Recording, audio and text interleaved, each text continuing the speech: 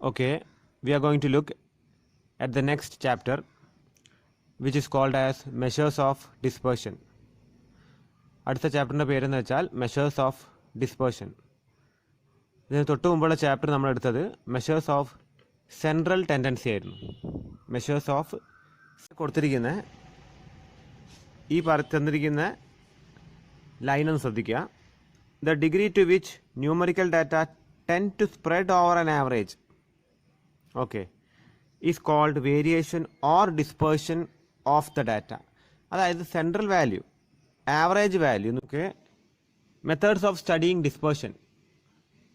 അപ്പോൾ നമ്മൾ measures of central ടെൻഡൻസിയിൽ കണ്ടേ മീൻ മീഡിയൻ മോഡ്, പ്രധാനമായിട്ടും മീൻ മീഡിയൻ മോഡായിരുന്നു. അതിൻ്റെ അകത്തായിരുന്നു മീനിൽ കുറച്ച് വേറെ സംഗതികളുണ്ടായിരുന്നു. പിന്നെ മീഡിയൻ മോഡാണ് നമ്മൾ മെയിനായിട്ട് നോക്കിയത്. അപ്പോൾ അതേപോലെ in case of measures of dispersion ഈ തന്നിരിക്കുന്ന ടോപ്പിക്സാണ് ഇതിലാണ് നമ്മൾ പ്രോബ്ലം ചെയ്യേണ്ടത്. സോ ഫസ്റ്റ് തന്നെ എന്താണ്, ആദ്യം റേഞ്ച്, പിന്നെ ക്വാർട്ടൈൽ ഡീവിയേഷൻ, മീൻ ഡീവിയേഷൻ അല്ലെങ്കിൽ average deviation, the last point is standard deviation. അപ്പോൾ ഇതൊക്കെ വളരെ ഇവിടേക്കൊക്കെ എത്തുമ്പോൾ ഒരുപാട് നമുക്ക് പ്രോബ്ലം ചെയ്യാണ്ട്. പ്രോബ്ലത്തിൻ്റെ സ്റ്റെപ്പ് വളരെ കൂടുതലാണ്. അപ്പോൾ നമുക്ക് ആദ്യം തന്നെ നോക്കാനുള്ളത് പിന്നെ എന്താണ്, അവസാനം ഒരു ലോറൻസ് കേർവും കൂടി നമുക്കൊന്ന് ജസ്റ്റ് ഒന്ന് നോക്കണം. അപ്പോൾ ആദ്യം നമുക്ക് നോക്കാം. അപ്പോൾ ലോറൻസ് കേർവ് എങ്ങനെ നമ്മുടെ സിലബസിൽ വരുന്നുണ്ടോ എന്ന് നമുക്കൊന്ന് നോക്കിയിട്ട് നമുക്ക് ചെയ്താൽ മതി. അപ്പോൾ എന്തായാലും മെയിനായിട്ട് വരുന്ന ഈ 4 ടോപ്പിക്ക് എന്തായാലും നമുക്ക് നോക്കാനുണ്ട്.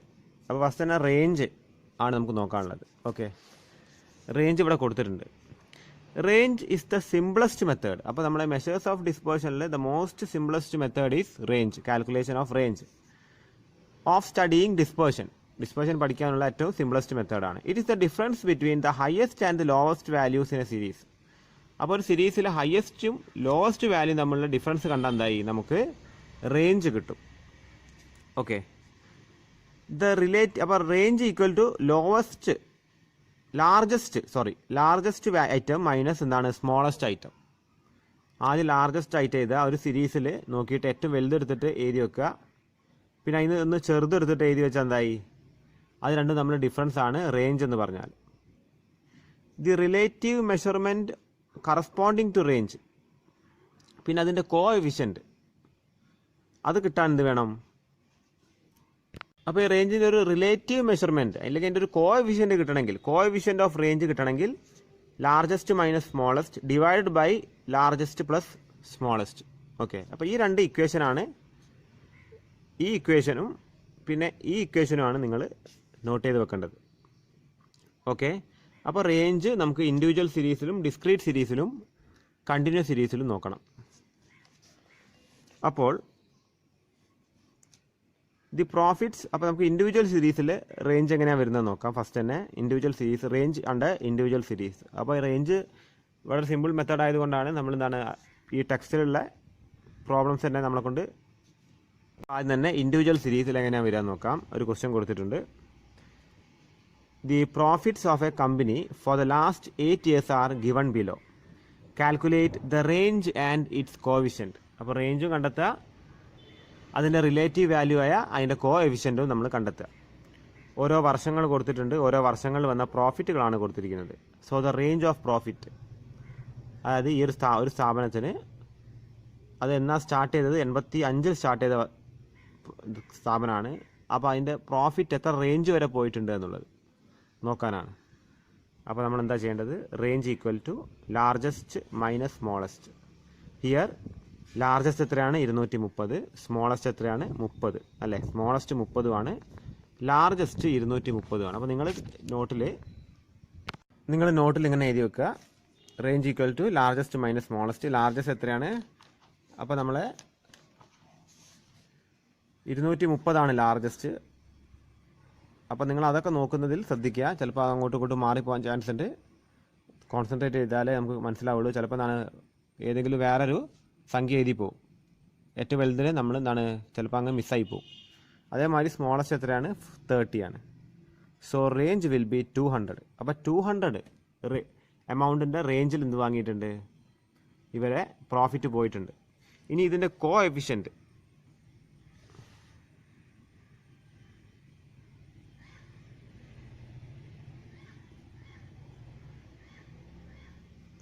എന്താ വരുന്നത്? Largest minus smallest divide by largest plus smallest. 230 minus 30 divide by 230 plus 30 equal to 200 divide by 260. എത്ര വരുന്നത്? Equal to 0.77.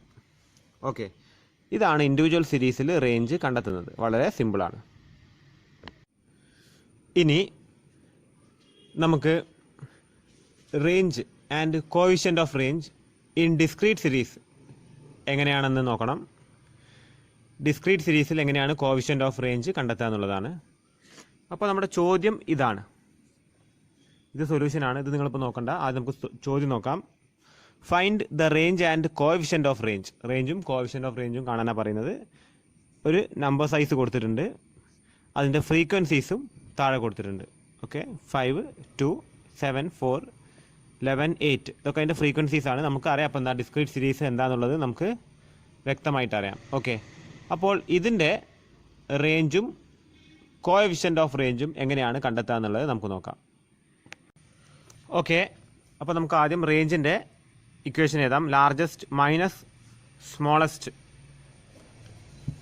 ആണ് നമ്മൾ റേഞ്ച്. ഒരു സീരീസിൽ ലാർജസ്റ്റ് ഐറ്റം മൈനസ് സ്മോളസ്റ്റ് ഐറ്റമാണ് റേഞ്ചായിട്ട് നമ്മൾ പരിഗണിക്കുന്നത്. അപ്പോൾ ഇവിടെ സൈസ് മാത്രം നോക്കിയാൽ മതി. നിങ്ങൾ ഫ്രീക്വൻസി ഇവിടെ നോക്കേണ്ട ആവശ്യം വരുന്നില്ല. അതായത് ഡിസ്ക്രീറ്റ് സീരീസിൽ നമ്മൾ റേഞ്ച് കാണുന്നുണ്ടെങ്കിൽ റേഞ്ചോ അല്ലെങ്കിൽ അതിൻ്റെ കോഎഫിഷ്യൻ്റോ കാണുകയാണെങ്കിൽ only look at the size. Okay, frequency നമ്മൾ നോക്കേണ്ട ആവശ്യം വരുന്നില്ല. അപ്പോൾ ലാർജസ്റ്റ് സൈസ് ഇവിടെ ഏതാ വരുന്നത്? 38 ആണ് largest size.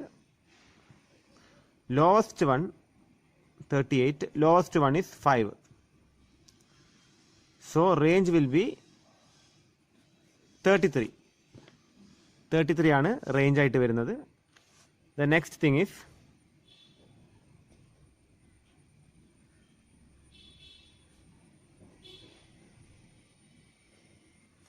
Coefficient of range ആണ്. അതിൻ്റെ ഇക്വേഷൻ എന്താ വരുന്നത്? Largest minus smallest divided by largest plus smallest. മുകളിൽ മൈനസ്, താഴെ പ്ലസ്. ഓക്കെ, കോഎഫിഷ്യൻ കാണുന്ന നേരത്ത് മുകളിൽ എന്താ മൈനസാണ് വരുന്നത്, താഴെ പ്ലസ്സാണ് വരുന്നത്. അതൊന്ന് നിങ്ങൾ മെമ്മറൈസ് ചെയ്യുക.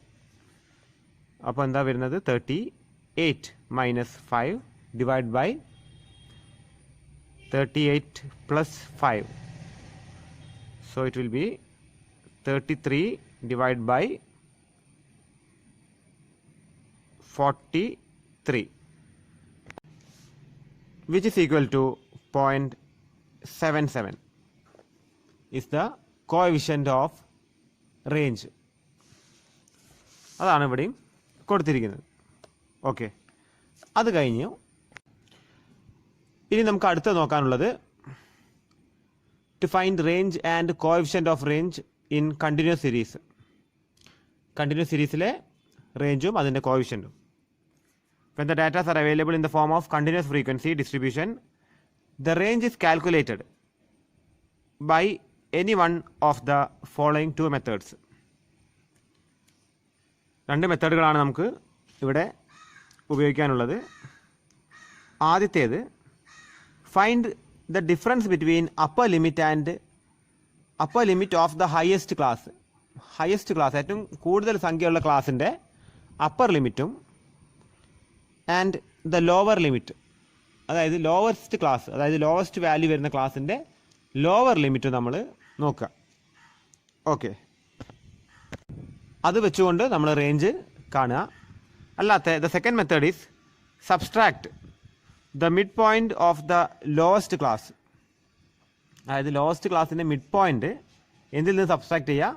Mid point of the highest class. അതായത് ഹയസ്റ്റ് ക്ലാസ്സിൻ്റെ മിഡ് പോയിന്റിൽ നിന്ന് ലോവസ്റ്റ് ക്ലാസ്സിൻ്റെ മിഡ് പോയിന്റ് എടുത്തിട്ട് എന്ത് ചെയ്യുക? റേഞ്ച് കാണുക.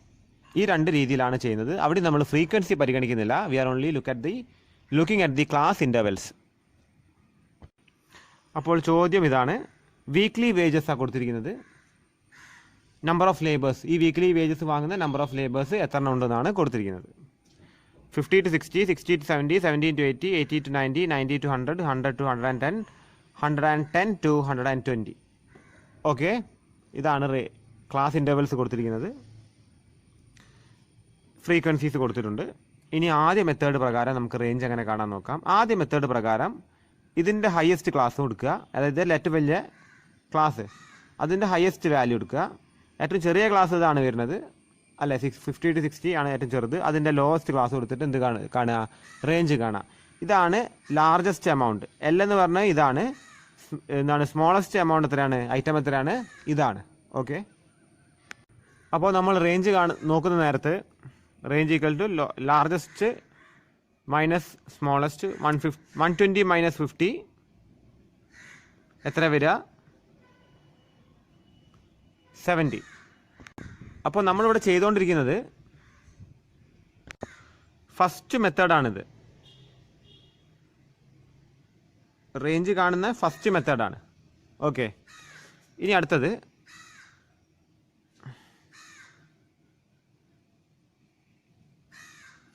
ഇതിൻ്റെ കോഎഫിഷ്യന്റ് ഓഫ് റേഞ്ച് നമുക്ക് കാണണമെങ്കിൽ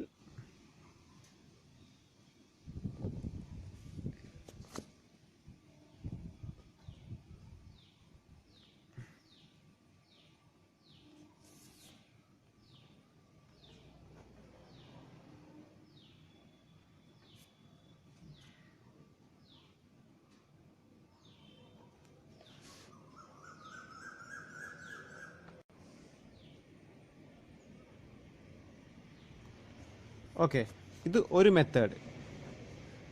ഇനി നമുക്ക് സെക്കൻഡ് മെത്തേഡ് നോക്കണം. സെക്കൻഡ് മെത്തേഡിൽ എന്താ ചെയ്യുന്നതെന്ന് വെച്ചാൽ ആദ്യം തന്നെ ഇതിൻ്റെ മിഡ് വാല്യൂ എടുക്കുക. ഇതിൻ്റെ മിഡ് വാല്യൂ എങ്ങനെ കിട്ടും നമുക്ക്, 110 ആഡ് 120 ഡിവൈഡഡ് ബൈ 2, 115 വരും ഇതിൻ്റെ മിഡ് വാല്യൂ. അതേപോലെ തന്നെ ഇതിൻ്റെ mid value 60 plus 50 divided by 2, അത് 55 വരും.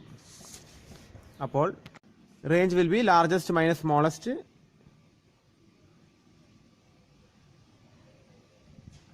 എത്ര വരും,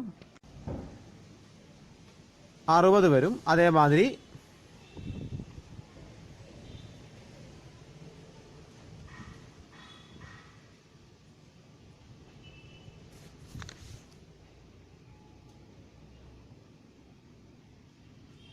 സോറി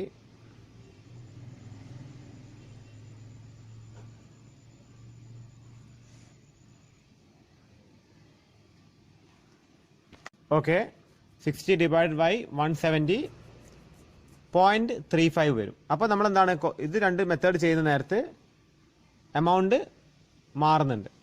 ഓക്കെ, ആൻസർ എമൗണ്ട് മാറുന്നുണ്ട്.